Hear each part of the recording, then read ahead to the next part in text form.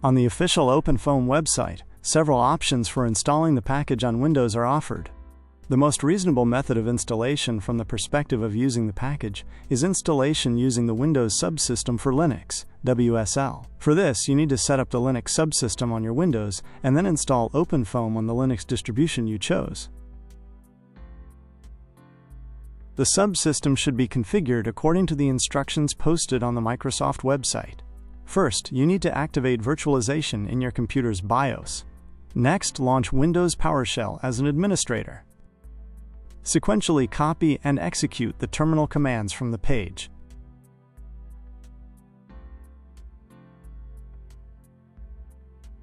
You may need to update your WSL.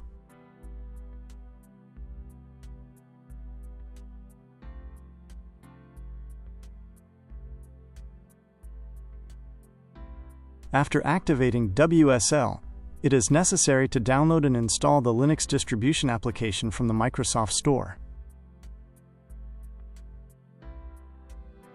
During installation, you will need to create a user for your subsystem.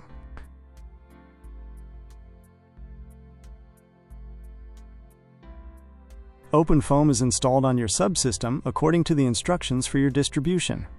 To do this, on the official OpenFOAM website, you need to select your Linux distribution and copy the installation command into the subsystem's terminal and execute it. Sometimes, not the entire command is copied to the terminal in Windows.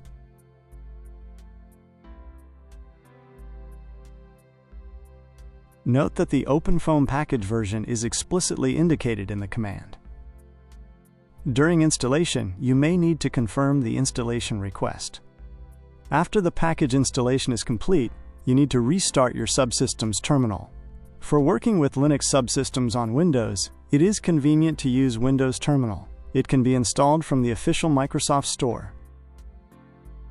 To launch OpenFOAM in the terminal, you need to type the command, the name of the installed version of the OpenFOAM package you have. Here, this is version 24.06. After this, the OpenFOAM environment of the installed version is activated in the terminal,